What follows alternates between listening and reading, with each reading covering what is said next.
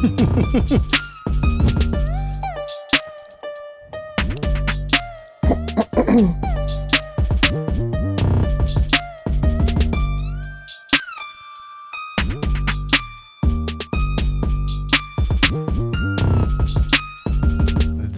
is the JoeZone.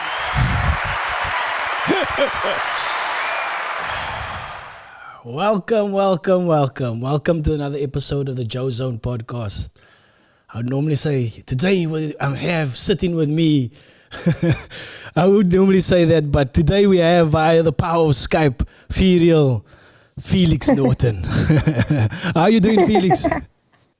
I'm good, thank you. Happy to finally be on your podcast. Finally be on the podcast. Yeah, we tried to get this thing going a few times before, but obviously I didn't have the technical stuff to do it. And now actually we're in studio, and actually the reason why we're a few minutes late is because we had some struggling with our technical stuff back behind the scenes, but we sorted that out right now. So sorry for being 15 minutes late, people, but we here. And Ferial is gonna tell us a little bit about our journey, because I haven't spoken to you really properly since like high school, I think. Like we had small conversations here and there, but only like I think in high school we had like a decent conversation. Oh, this is what's going on and stuff like that. So I know when you left high school, I know you went to do cruise ships and stuff like that. Like take me through the journey from post high school to Ferial as a fighter, and then Ferial as a mom, because I know that's where you are right now. Okay. Can I just say a couple of things? First of all, my accent is going to be maybe a little bit wonky because I haven't lived in South Africa for I don't know if you picked up on it before I was talking to you a few minutes ago, but it's a little bit messed up, and it will change as I'm talking to you because I haven't lived in South Africa since Do you know why that is though? Do you know why that is? Do you know why that is? There's actually a proper reasoning behind it. So even if you go to a country or a place for as little as a year or a month or something like that, you have to speak like that. You sort of have to speak like that because people always go, what you saying? That's exactly why. So you to avoid repeating myself, you have to soften your accent. Yeah, so you. Yeah, that's exactly why. Yeah, I heard it also on a podcast. You almost you can't help it. They say somebody people go for as little as 2 months and the accent changes because you have to speak not they have to, because that's how people can understand you. So that is thing number one. What is thing number two? Okay. Thing number two, don't laugh at me if I say cod past, because sometimes I mix it up. So don't make big deal. Just ignore it. Sometimes I say cod past instead of fuck off. And then third of all, just thank you. I'm happy to be here. Nice to see an old friendly face, and good to catch up and talk, have a good chat. Yeah, I must tell the people before you start your story. I must tell the people you were a little bit shy to come on, or you're a little bit nervous at first, and it's a little bit weird. I thought to myself, it's a little bit weird for somebody that has fought fierce women in a ring. It's a bit weird. Why would you be shy to talk in front of people? But I guess different people are different. It's not scary for me, but it might be scary for you. Stuff like this would be more scary for me than getting a punch in the face. I'm used to that. It's not the same. I prefer, fighting, it's a one-on-one thing. So you testing yourself, it's stuff like that. Speaking, I don't know. I'm not as good as communicating as I am kicking and stuff like that. But what did you ask me? You started your journey. Where did you start your journey from old school? Now. Yeah. Okay, so after school, so when I started, I suppose how I started. Okay, so for people who don't know what Muay Thai is, first of all, some people call it Thai boxing. It's a stand-up martial arts, and some people call it the art of 8 limbs because you're using combination of your fists, elbows, knees, and shins. and so it's stand up and clinching techniques and stuff like that. So I started, my sister started before me. She started like way before me, and always wanted to, always asked me to come to the gym, and I was more into dancing and singing, you know that.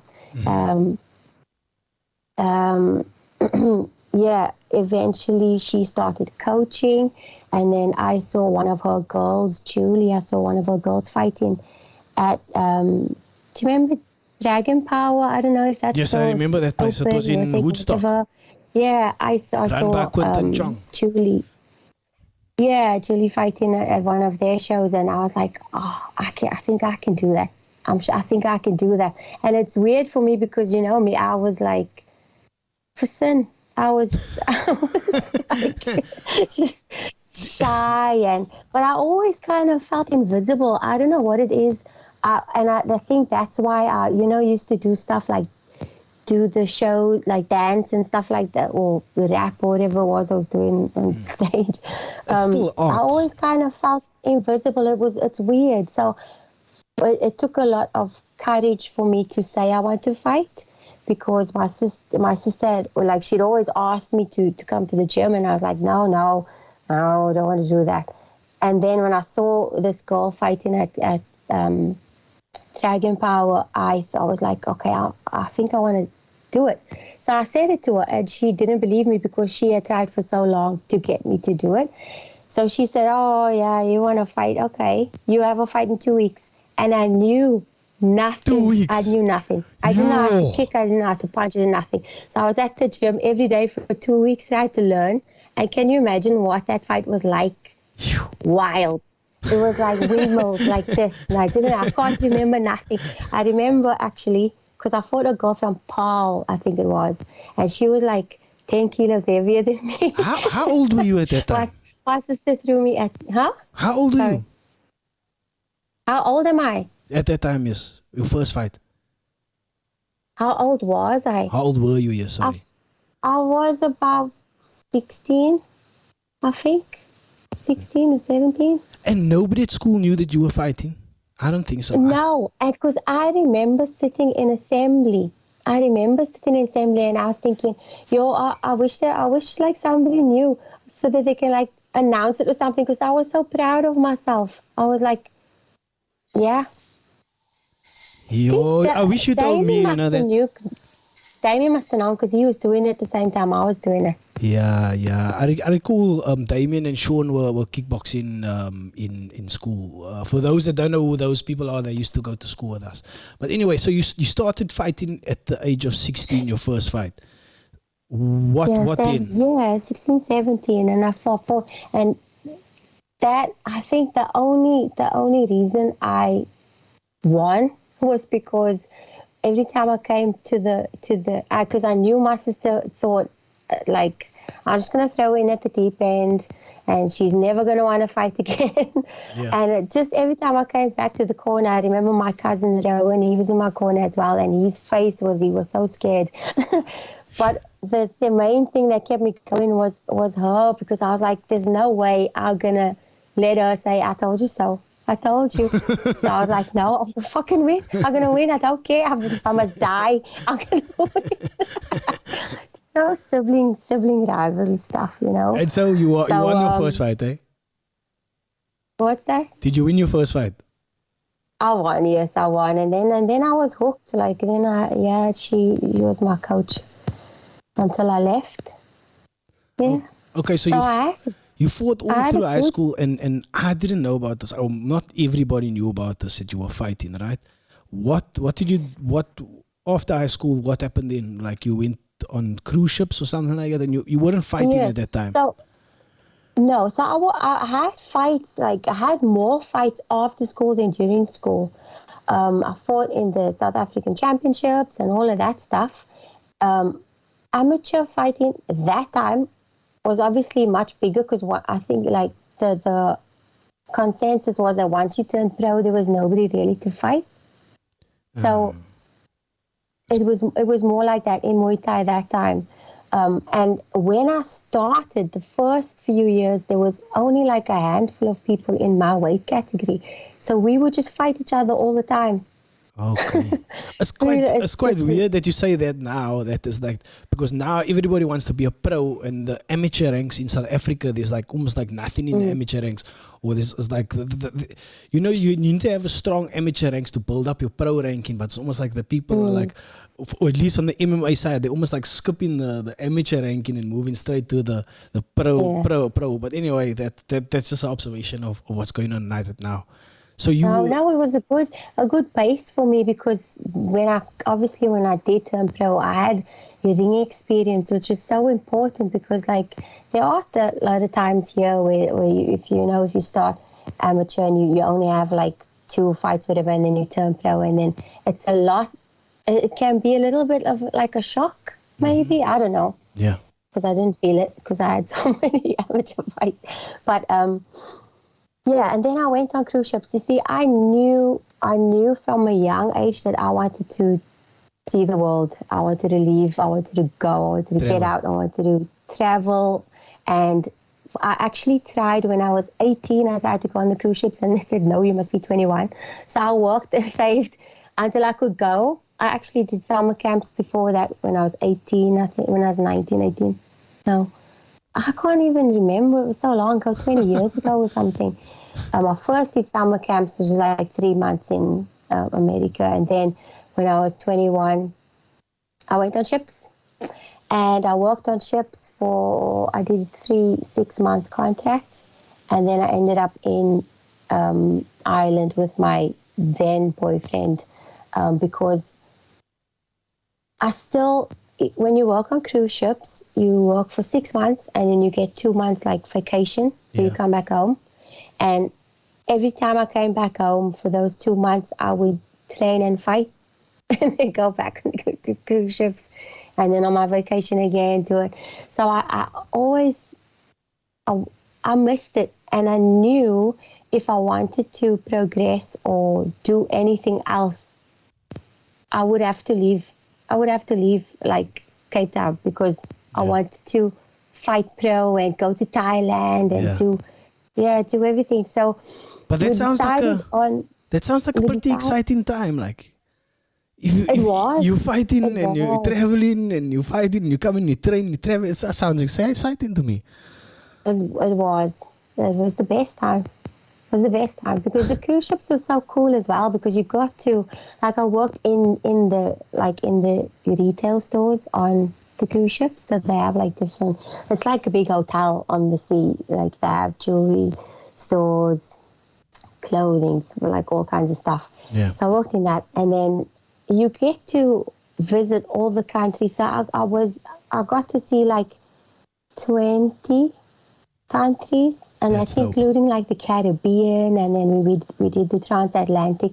So like if you are young and you're taking a gap year or anything like that, and you want to see the world, that's like a kind of a good day. And I always wish that there was Instagram that time, because the pictures that I could have. Anyway, I had like disposable cameras. I'm that old. You have to wait till you get home and then develop it. I remember in my first year, I went to, while you were traveling the world, I went to college, and in my first year, we got something, a digital camera. And it was a 4 megapixel digital camera. So I had I was taking photos that time, but it was on a car camera. But anyway, that was my experience while you were traveling the world. And that must have been like the best camera then. Yeah, but 4 megapixels. Isn't it mad how quick technology is like advancing? I can't keep up. So while you're on the cruise ships, and obviously you visiting these other countries, these wonderful places and experiencing the world, like you thinking about, are you thinking about fighting, or are you thinking about, oh no, I want to keep traveling, or are you training during that time, like to keep fit for your next fight? Are you even thinking of fighting? Some of them I was, and some of it I was just partying, and then when I come home, then I start training. It just depends. I was young, man. Like Yeah, they have. There's gyms on the ship, and actually on the last ship, I did find someone that used to do Muay Thai. He had pads with him, so I used to do pads with him. So that was cool. Okay. That was cool. Hmm. So after Yeah, that time, and then you stopped in Ireland. That's where. yeah. So on my last contact, we had some overnights in Dublin and stuff, and I had a few Irish friends on the ships, and I liked the like Irish people are very friendly, very friendly. Um, So I was like, let's have a look. We stop here, like we try whatever. So I came over, and then at the time it wasn't so hard to get like a visa and stuff. You come, and then if you study and stuff like that, then you can stay. And it's a lot harder now. But while I was studying and that, I started like I met my coach now, Coach Paul Kelly, and started fighting under his wing, and it just up, went up from there. So it was cool. So I got to fight in so many countries. That's what I fought in, obviously South Africa and Ireland, Did you? Portugal, Can I ask you a question? England, Scotland. Yes, do you want to ask me something? Yeah, Paul. When you met Paul Kelly, Mm-hmm. is that when the shift? Is that when you became serious about fighting? Is that when the shift happened? Yes, more. Yes. At that time, like, I just want to understand. What I'm trying to get to is your mindset at that time. Like for me, the mind of a fighter, or for you to able to get inside that ring, it's you're superhuman. You're not a normal human being. I think I always picture that, and I always want to know like what goes inside the head of somebody like that. And a lot of people think, just stupid people get into fighting. I think like some of the most intelligent people get into fighting. And I actually recall in school you used to get A's that time. Like, so I just wanted to understand the shift. Like, understand like what made you want to fight? Like, what made you at that time? Was it just like, I'm good at this. This guy Paul Kelly is good. Let me just take the next steps, or this is the easy thing to do, or like, yo, I'm gonna get stuck in here. What was it? Okay, I can't speak for any other fighters, but for me, it gave me confidence. Like Muay Thai has been the one consistent thing in my life for the last like 25, I don't know, like years. Do you know what I mean? It's been so it's the one thing I could always go back to if I was living at home or if I was living somewhere else, if I just broke up with my boyfriend, or do you know what I mean? It was the one consistent thing, the training. I feel like it saved my life a little bit. Also, I just enjoyed fighting. I enjoyed training because for me, it wasn't about aggression and just trying to like, I'm going to knock this girl out now. It's the thinking. It's the thinking about okay, she's strong at this. So what can I use to evade that, or how can I counter this, or like what's my weakness? I have to work on this now. It was more that for me than the aggression, and I actually think I lost the aggression. Like in the last few years, because I'm doing this so long. I'm lucky in a way that I had a lot of gaps in between, so I didn't lose the hunger as quick. Because a lot of fighters that go balls to the wall all the time can burn out very quickly. Yeah. Do you know what I mean? And then you lose the hunger for it a bit. So because I left and came back and left and came back, not left, but there was periods of non-fighting. I was always training, but like periods of non-fighting that kept my hunger. But I feel like my last few fights, I enjoyed it more than I wanted to. You can't fight like that. You can't fight with like, because I'm smiling in the ring because I'm happy to be there and competing. Like Like that's how I felt about it in my last few fights, whereas I should have been, fuck this girl. You know what I mean? Like you can't fight like that. They're there to hurt you. Yeah. It's They're not there to play. Do you know what I mean? So like, I don't know. I don't know. I hear what you're But saying. anyway, I do feel like that it was so good for my confidence because, as I said, I was very shy and stuff like that. And I think through all walks of my life, it taught me a lot of discipline and how to have a good self-esteem. Yeah. Do you know what I mean? Yeah. It's interesting that you said, like you said earlier, Muay Thai saved your life. Like, if I just think about exercise in general, like there's so much times that I had to like rely on exercise to get me past a certain mental state. Like if I know if I just push myself into this exercise, like I've done, I don't just do one exercise, I do many. I do mountain biking or I do cycling or something like that. But I sort of like entrench myself into this and that, and in that time it makes me better. So yeah, something clicked when you said Muay Thai saved your life. You used it as like almost like a coping mechanism sometimes. As like a Definitely. as a tool to help you. Like whenever I feel tired or upset or angry or whatever, if I train, and it doesn't necessarily have to be Muay Thai, but for me, kicking, like punching something really relieves stress.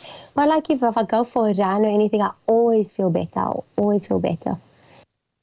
And it's like, it releases your endorphins and all of that. So, and I can see that you are the kind of person, I think you like me, we will push ourselves. Yeah. You push yourself all the time. And it's those times like when you're cycling and when you're doing stuff and you're pushing yourself, that's when you're growing. That's when you're learning. That's when you're growing. That's when you're getting better. That's when you're improving. And a lot of people don't want to do that. They don't want to get out of that comfort zone. Yeah. And you need to. You need it because that's after that you're stronger.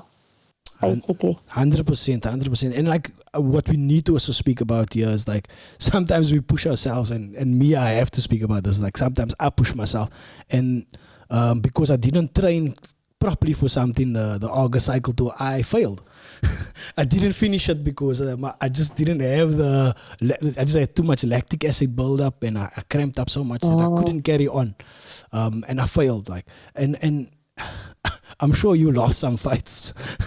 I know you've lost some fights. I lost a lot of fights. And how do you pick yourself up after that? Like, or after that, we got to tell the people out there, it's not, you don't just win all the time. Sometimes you exercise and you try something and you fail. How do you pick yourself up after that? If or when you've gone through that periods? It depends. It depends because if I lost a fight, but I knew that I did everything that I could do to win, then I don't feel so bad. Okay. Do you know what I mean? Yeah. But if I know that there was something that I didn't do, like if I lacked, I didn't train right. Didn't train That's me. as much as I should have. I didn't train properly, or if I didn't eat properly and then my weight cut was shit and then it affected my performance or something like that, then it makes me angry because that was in my control, and then I give the fight away. Do you know what I mean? I feel like that it's on me, and I think you just have to keep going. You can't just you have to take on board. You have to learn. You have to look. Like I used to watch my fights over and over and over and over and over again until I can see what I should have done, what I didn't do, what I need to work on, and then just go back to square number one and get better, be better. But that's what I was saying about when you struggle or that pushing through that wall. That's when you learn. And when you grow. Yeah. Because you need that hard bit. Like if you always win, Do you think that's good? It's like a kid. If you always give them what they want, if you always say yes, is that good for them? No. No. You need the struggle. Yeah. Very, very interesting. Like what it sounds like to me is like you're taking extreme ownership of yourself. And I think that you're taking accountability for your actions, and that's dope. Like, sounds like you got it figured out there with that taking accountability. Like, I need to take accountability for myself. Like you said, you're training, you take accountability for yourself. It's quite interesting. Did during your fight career, did you ever think of transitioning into mixed martial arts? No. I thought it was going to be a long no, straight off. No, just because you know what we were saying earlier about jiu-jitsu and about Muay Thai. I think there's a lot of tradition and culture and stuff, and I just love that, and I love the respect and everything. I'm not saying MMA, there's no respect in MMA. I just love Muay Thai. But I also, the second reason why I wouldn't is because I think I would just tap out all the time. I would just tap out because I don't like people on top of me. Like, you say that, but you must face your fear. Have you ever rolled before? Have you ever done jiu-jitsu? No, my husband does, and he's always trying, and I'm like, stop, I tap. Because, I don't like it. it's you know, I roll with these guys, and they're like rugby player size, like, and it's the most, it gives me the most anxiety. Before I must go into class, I sit outside class and I like, okay, now what excuse I think up excuses. I think up excuses, or I make up excuses just so I don't have to go. But I know if I force myself to go and I get laid on by a rugby player and I manage to squeeze my hips out and roll myself out and somehow shrimp out, and then I move on and move myself on top of him. Oh, look, I'm on top of a rugby player, dude. Now look here, I did something that's so awesome then. And then after that I feel, look at that, huh? Everything is like what we spoke about earlier. If you push through that, you get to that sweet spot. Tell me about infusion. What was that like? I know it was on TV or something like that, but we never got to do anything like that. What was that experience like?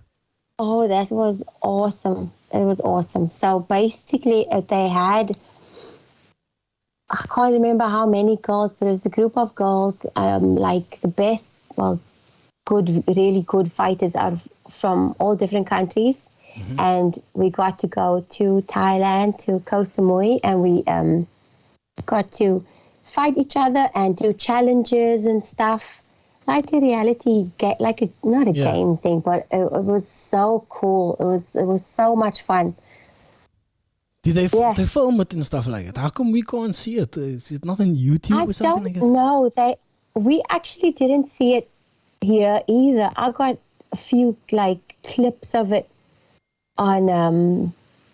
Someone sent it to me actually, but we never saw it on on Irish TV either. They probably couldn't get it sold, like the rights sold to other countries. Maybe. Anyway. Maybe. That was fun. And that's another thing about the sport, because it took me to so many places. You get to meet so many cool people.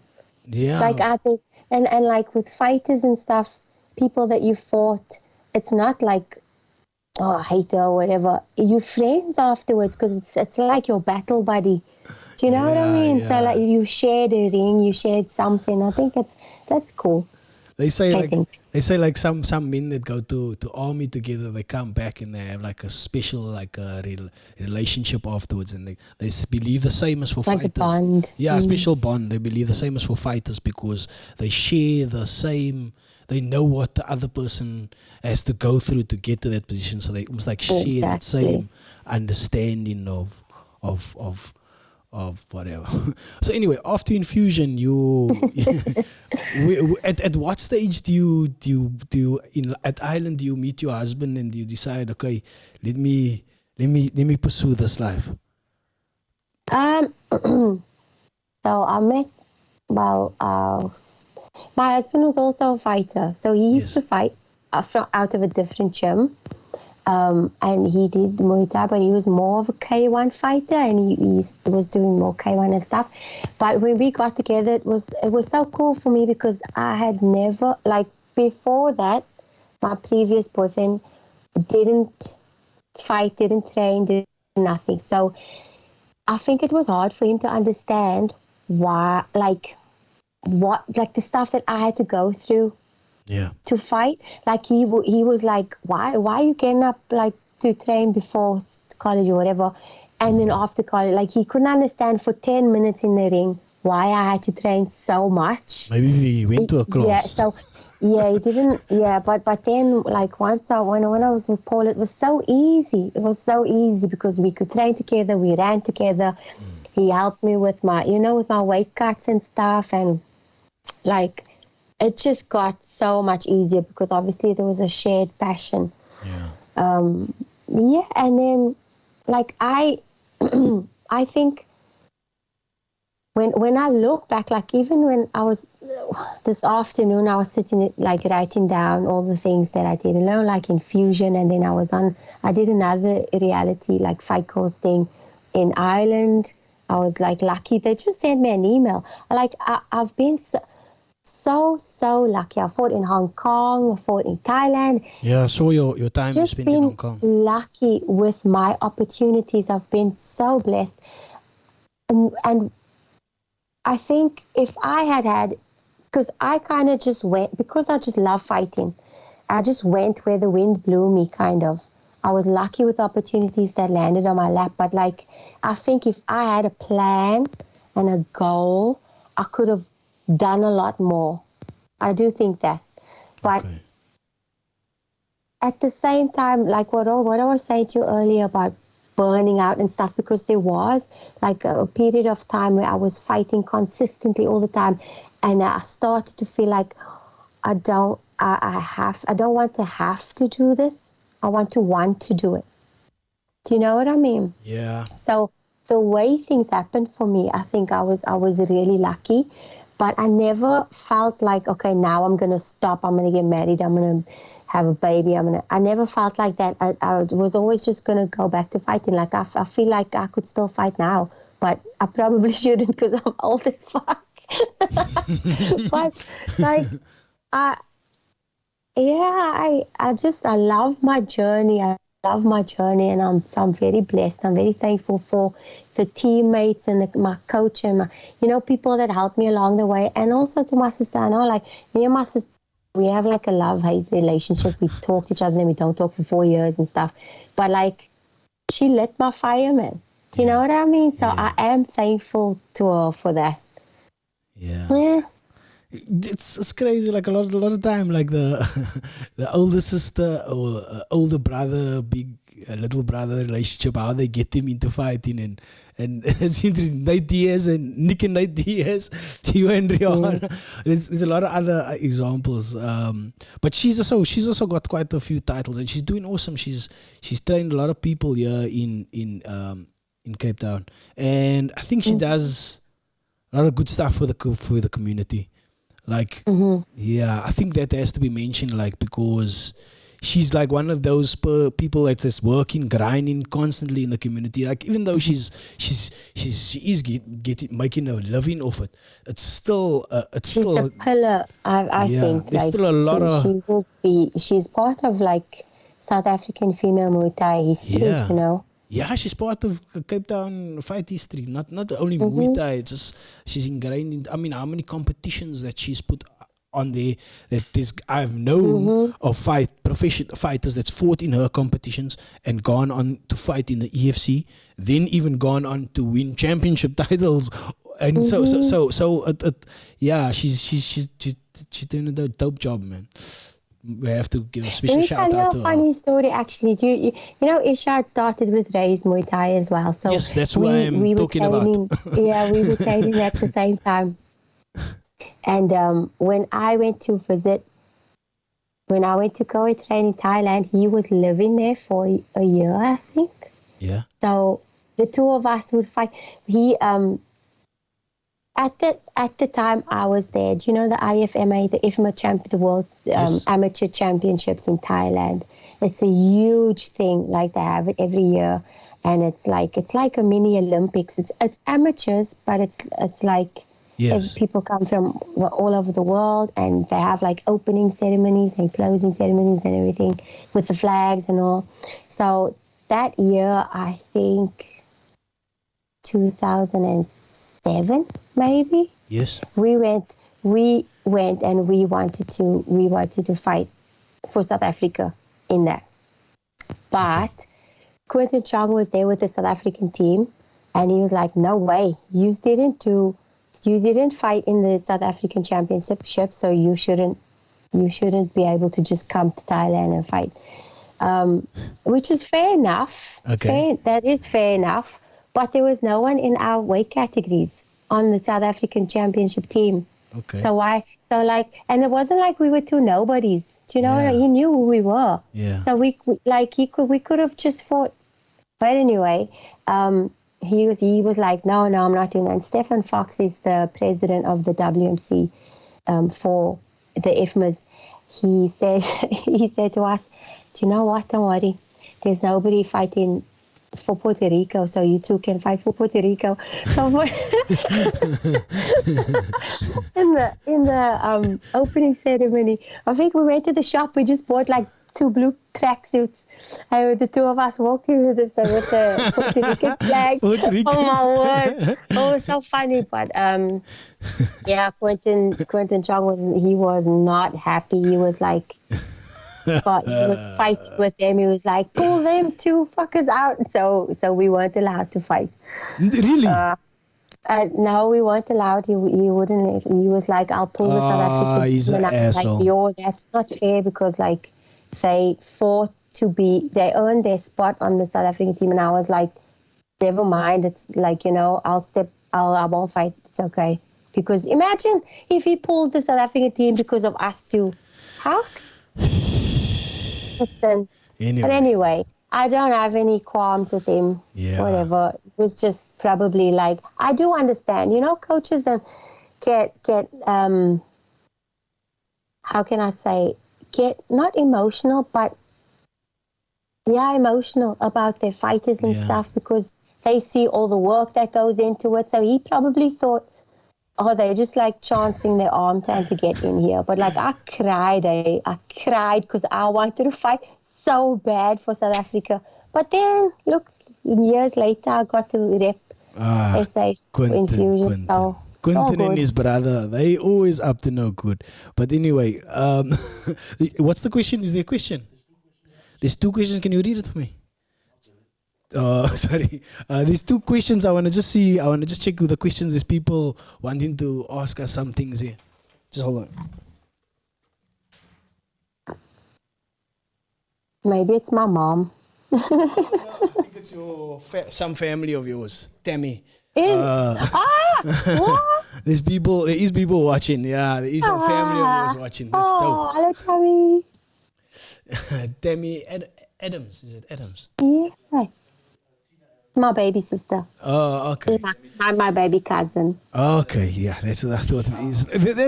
That Quentin guy, hey, one day I think he thought it was an early stoppage in the EFC. And then he was hitting against the can, was like, no, hitting against, no, you can't. And then they kicked him out of the event.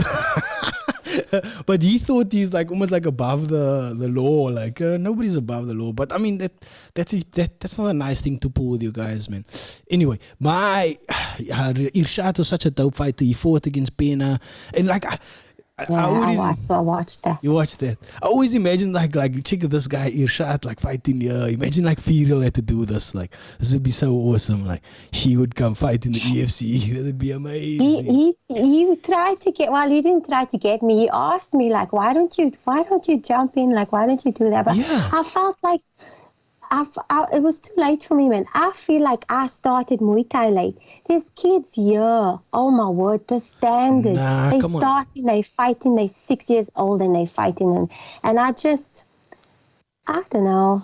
Ferial, I I think just that. don't like people laying on top of me, Joey. I don't like I think if you had to do maybe a year or two the jiu-jitsu, then you would have been able to at least defend yourself successfully. I'm doing it for like maybe a year, and I'm like weak, and I can defend myself from bigger guys. So I mean, it's not this simple. I It's don't think obviously you're weak. I've seen your muscles peeking out there in your t-shirt. But what I want to say is Eddie Lalo your coach?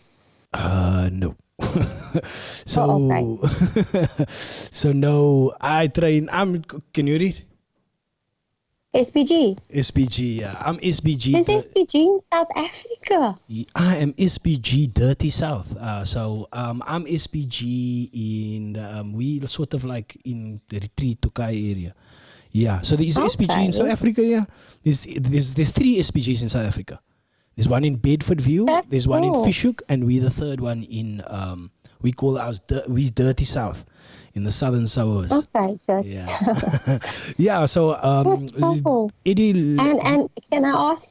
Okay, go on. My coach used to train under Eddie Lelo a while back, many years ago. But he's since progressed and he's left that gym and my friend Scully trains under Eddie Lelo, and Ethan that is also watching. He also trained under Eddie Lelo. So I know, and I obviously chatted to Eddie Lelo before in the podcast. So yeah, I was trained boxing in that gym, but I never did jiu-jitsu. I never started I wish I had to start jiu-jitsu earlier, like when I had to start boxing. It would have been like more way amazing. Because I did boxing for a while, but I don't like it in the head, man. I got it in the head too much times. Nobody likes it. It's the worst, man. Yes. And you know what? Because I have the sort of like, I don't know if it's a temper or attitude. It's like, you hit me and I was like, go forward, that type of like go forward fighter. I became that like a Justin Gaethje type. Take two to let off one or something like that. It's not a good way to fight. You know what I mean? So yeah, I left that a while back, and now I just train jiu-jitsu, and I think that is a much better. Yeah, I enjoy it very much. So I enjoy it very, very much. They're better suited to you. Yeah. That's good. It's nice and everyone that I know who does jiu-jitsu absolutely loves it. Yeah. It's like you said, like we were speaking about, man. There's like a certain spirituality to it. There's a certain, and people that do it also understand the other people that do it. Like they like sort of like they like have that respect. Like you were saying, like as two female fighters, they understand what the other one's going through, so they have that respect. Same in jiu-jitsu. I'm actually getting cauliflower ears. Check here. No, man, I don't want.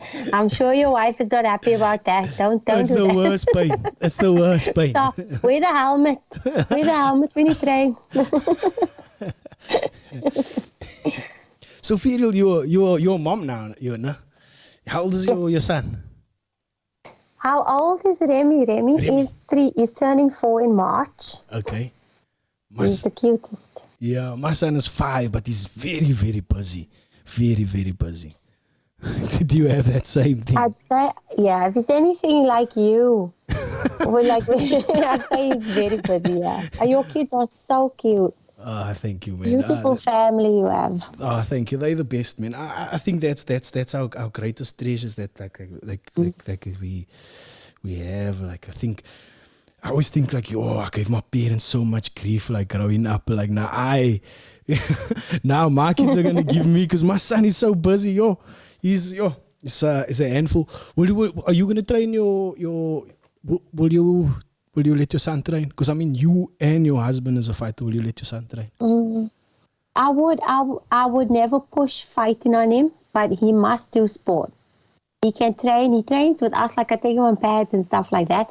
I would love him to do jiu-jitsu actually, because I think jiu-jitsu is really good for kids. But he has to do sport. I don't care what it is. He can choose. I will throw in him a lot of different stuff and see what he likes. And then we can go from there, because it's all about the discipline and teamwork or all of that stuff, confidence. I want him to have it, and so he has to do sport, but I don't mind what. So I mess around with my kids and I teach my daughter certain escapes, jiu-jitsu escapes. Both of them I teach jiu-jitsu escapes. But my son, he hates getting laid.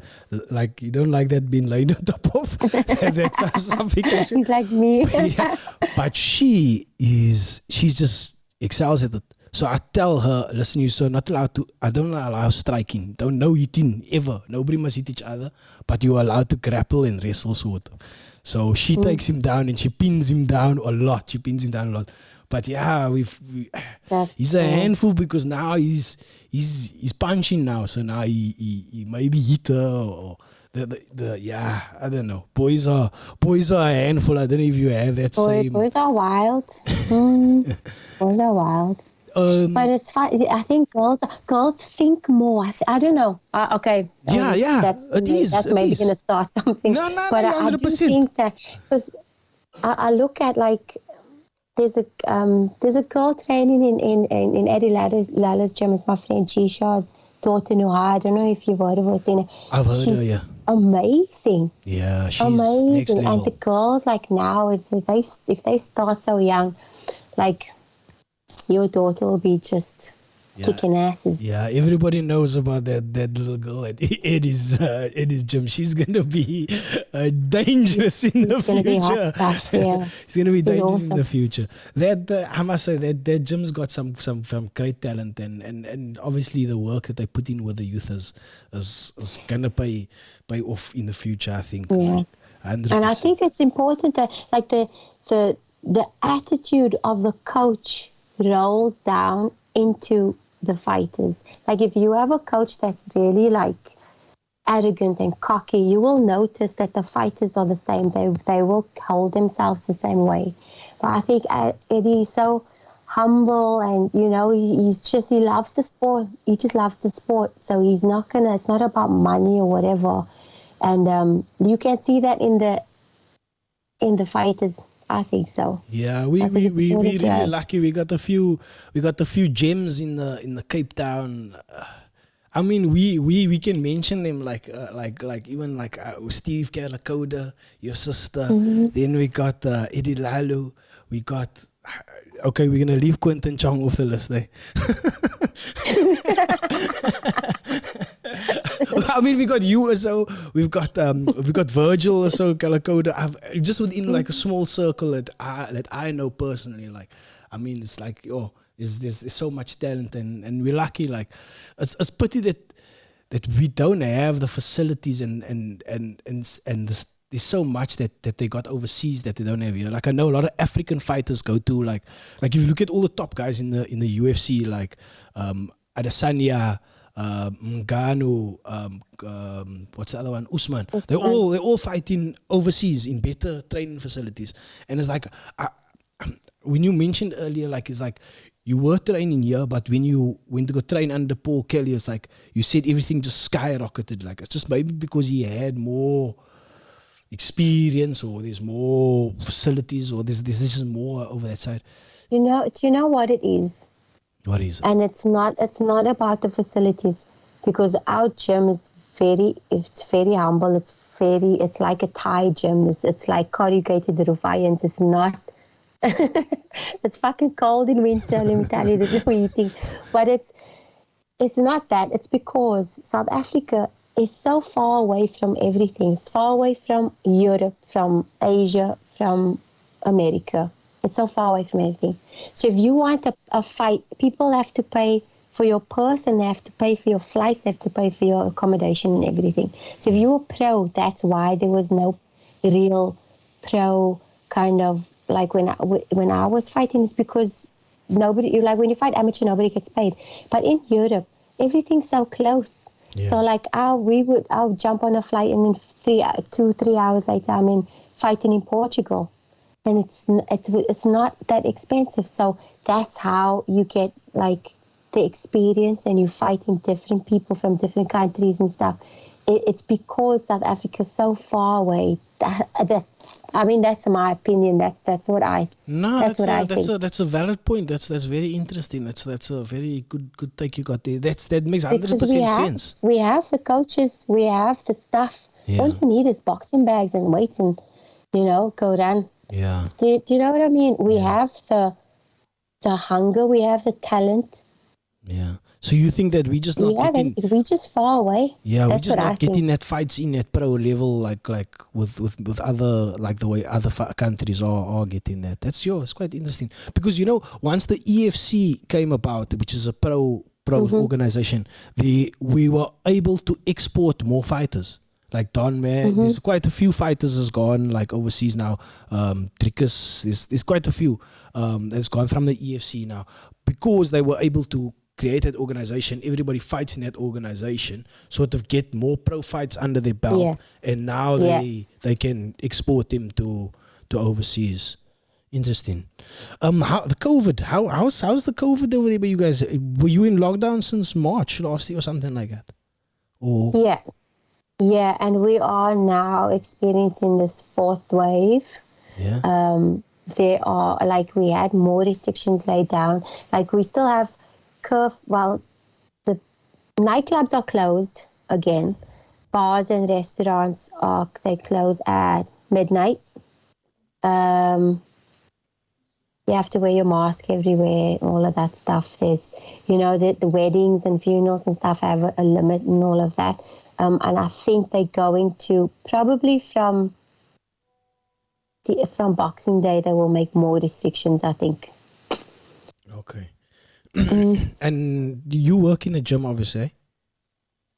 Well, I do coach, but I work in an office. So I do. Have you heard of FitFlop? FitFlop shoes. It's like a comfort shoe. I don't know. I think they do have it in South Africa. So I'm the operations manager for Ireland. So it's kind of a hectic job, but I love it. Like I look after all the logistics and I do the website. I look after the website. So it's a lot of work. Cool. But I love it. And I like the balance between that. It occupies a lot of my mind. And then I go and coach and I train every day. And then that's my physical. So I like the balance. I always think of, should I just go all the way into the gym? I always think that should I just go all the way in and give up, work and stuff and do. I don't know. I feel like I enjoy it now. I see people, they became fighters and then they become coaches, but not they lose their love of the sport, but because they're there all the time, it gets boring for them. Yeah, I don't know. I don't want that to happen to me. I 100% understand what you're saying. It's like I thought about this as well. It's like I do graphic design, so I have my day job, but I also do comedy. Then I see people that go all into this to comedy, and I look at it and I think to myself, like sometimes, like if you don't make money doing comedy, then it's very, and it's in Cape Town, it's very difficult to make a lot of money. You're not gonna make like a living. Not everybody's gonna make a living of comedy. So I think about it like there's a lot of people that almost like it's like almost like jaded, like you were saying, by that whole experience. Like it's like, do you go all in? And if you go all into this, like, are you gonna lose your passion for it somehow? So that's why I sort of like do this in the day job and then have the other hobbies. And I would like podcasting to be my go full in, but then so am I gonna get bored of conversating to people? Interesting observation. It depends on circumstances and things like that. But I like you must want to do it. If you have to do it, you lose a little bit of the want to do it. Do you know what I mean? Like if it's gonna be your only source of income, and you have to do it, you lose a little bit. There's a bit of not desperate, but like you lose a little bit of that want. Yeah, you see sometimes the desperation in it and stuff like that. Interesting. Do you watch UFC? You must watch the UFC. Yes. Did you see Nunes and Pena? Yeah. Oh my God. I wanted to bring up that fight. Because I don't watch it. Sometimes I don't watch it live, so I will record it and then watch it the next day, and then I have to like stay away from social media. I don't look at my phone or look at nothing until I watch it because I don't want to know the results until I watch it. Oh my word. Did not see that coming. Did not see that coming. But fair play to her. Yeah, Fair play. we were all we got the chat group. We were going in the chat group, and everybody in the chat group was saying like, Julia Payne is gonna get killed. She's gonna get killed. This is an easy one, you know, because before that there was two knockouts. Yeah, Cody Garbrandt knockout, and there was another knockout. Sean. Sean. Yeah, there was another. Sugar Sean was the other knockout. He knocked out somebody. But anyway, so we were all like, this is going to be easy one. Nunes is going to knock her out quickly. And, it was a bit of a slugfest going in there. But she got it done. Like, and that fighting spirit. That fighting spirit. And there's an interesting observation somebody made is like, the two people that lost on that night, if you look at the co-main and the main event, like it was Dustin and it was Nunes. Like, both Nunes and Dustin, they've made their paydays. They've made big money in the sport. So now they don't need to train as hard as they really need to now. Because they're living in silk sheets. There's that old saying of is it Mike Tyson or Muhammad Ali? It's difficult to train when you're sleeping in silk sheets. Like, that's a good saying. But yeah, yeah, that's that hunger, that struggle. If you're too comfortable, you lose that. Like, yeah. I still got the hunger because I think I don't know. Somebody, my one friend Earl, Earl Kalakodi, he told me like, Joey, you always walking around like you got a chip on your shoulder. And he's like, I said, nah, I just got this hunger for more, man. And I think that I'm not getting there. Like, I haven't achieved it. And you know what? People always like compliment me on my family. And I should look at that and say, look, guys, I've made it. I've achieved it. I've got more than $1 million in here. Anyway, I'm talking a lot of shit here. Ferial, I think we've been talking for like an hour already. Oh, okay. Is there anything that went else? Actually quite fast. Is there anything? We've covered quite a lot of topics. Is there anything else that you would like to cover before we call it a wrap? You want to speak to anybody? I don't know who's looking. First of all, I want to say I didn't know. I didn't realize that this was going to be live. So when I saw your message this earlier today, I was like, oh my God. But I did enjoy it. It made me more nervous than I would have been.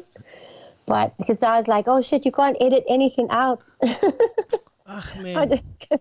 There's nothing that we need to edit out here. If you speak from your heart. You made it very easy for me to speak because you're a pro. So thank you very much. I really enjoyed it. And I'm very proud of you, I have to say, because I feel like you don't have a chip on your shoulder. I feel like you always just walk to your own beat. You were always like that.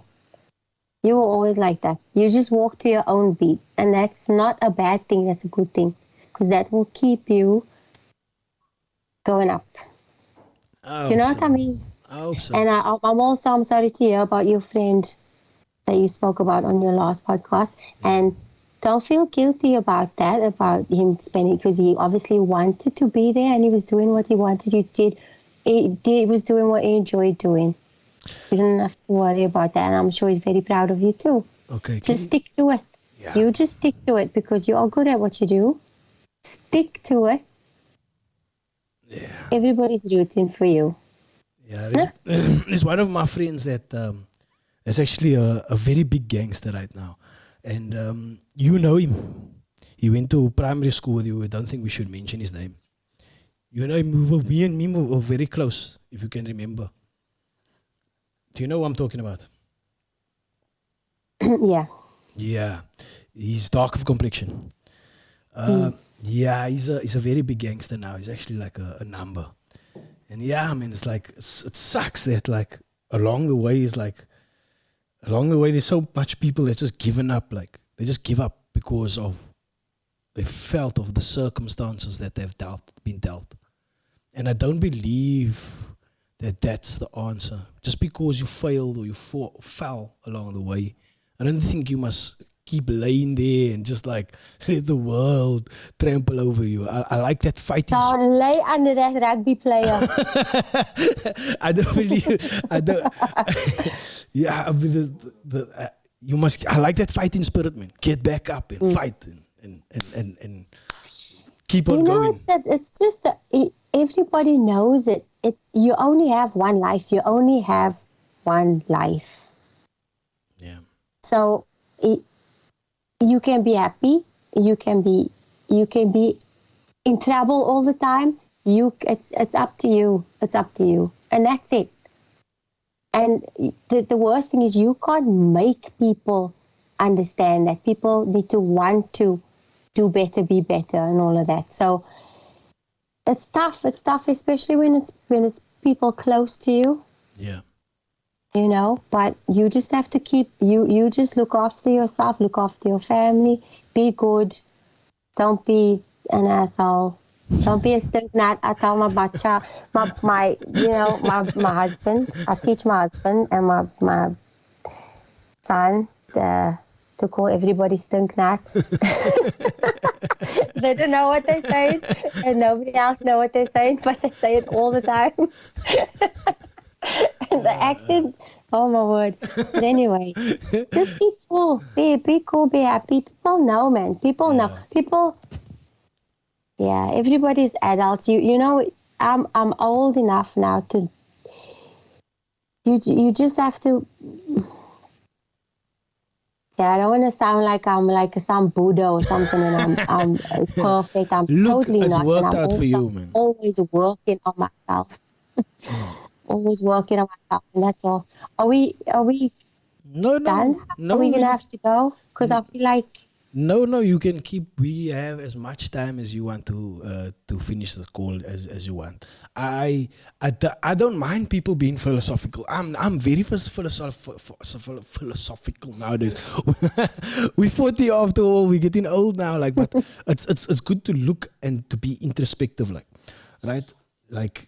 Because that is only but going to give us the answers to go forward. Like, yeah, okay, I messed up before, but what can I do to make it better? Like you said earlier, you're always working on yourself. I think we always all working on ourselves. Nobody's a finished product. Like, and in conversations like this, when I speak to you and I have like a conversation, you was like, okay, what did I learn from that conversation that Ferial like that I had with her? How did she live her life? She lived her life without people really dictating to her how she's gonna where she's gonna end up. Like, I feel that maybe I let people dictate sometimes to me where I'm gonna end up, in what career or position I'm gonna end up. But nevertheless, I am here, and how do I move forward now from this position without people telling me what to do, and maybe learning from you, Obichi. Am I being too philosophical? We're all learning. We're all learning. That's all. We're all learning. That's all. Just like we did. Do you know the rapper Youngster CPT? Did he sing Boss? Am I gonna sound stupid now? Yeah. Did he sing Go Boss? Yeah. I love that song. Yeah. Yes, I love that song. Do you know that Bryce used to go to Normies? He went to Normies. Yeah, he went to Normies, but obviously like 10 years after us. Way. Yeah, he come from Normies, yeah. Wow, that's cool. He don't speak like he come from Normies, but he does. Anyway, yeah, it was awesome speaking to you, and we're definitely gonna chat again. Like, you probably won't be coming to South Africa anytime soon, like because of this whole COVID buzz. I'm hoping. I don't want to say it now because if my mommy see this, she's gonna be like, you coming? I would love to come for Christmas next year. I haven't had a Cape Town Christmas. I think 2005 was the last time, maybe. I can't remember. So I haven't had a Cape Town real Christmas with my auntie's tongues and all of that stuff. Cooking the tongues in the pot and all of that. I didn't have that. And I would love my husband to experience a warm Christmas, and maybe go camping and stuff like that, and bring my kid over again. That will be lekker. So fingers crossed that all this COVID stuff can just fuck off, and we can go places again. I can visit my family. Yeah. If Hopefully. you do come, then it would be awesome if I could see you. But our families could meet each other. Yeah, definitely. For sure. Cute. But yeah, Ferial, thanks for doing this. I appreciate it so much, man. And thank you. It's been such a lekker conversation. Yeah. Sure. We'll talk again off air, but I just need to wrap up for the Facebook and stuff like that. Okay, But anyway, nice seeing you. Right. I'll see you Thank you soon. so much. Chat to you soon. Right. Okay, bye. Bye. Yo, guys, that was Ferial. Sure, that was an awesome conversation. That's the JoeZone podcast, man. Yo, I hope to bring you more interesting people, some fighters, some ex-fighters, some more comedians. I'm just all up in my head about that conversation now. So much that you can learn from people, I feel like, in this new day. Yeah, man, thank you for joining us, everybody. Tomorrow night, it's Gerard Seedbrits with his crew here tomorrow night. And thank you for checking us out. Peace.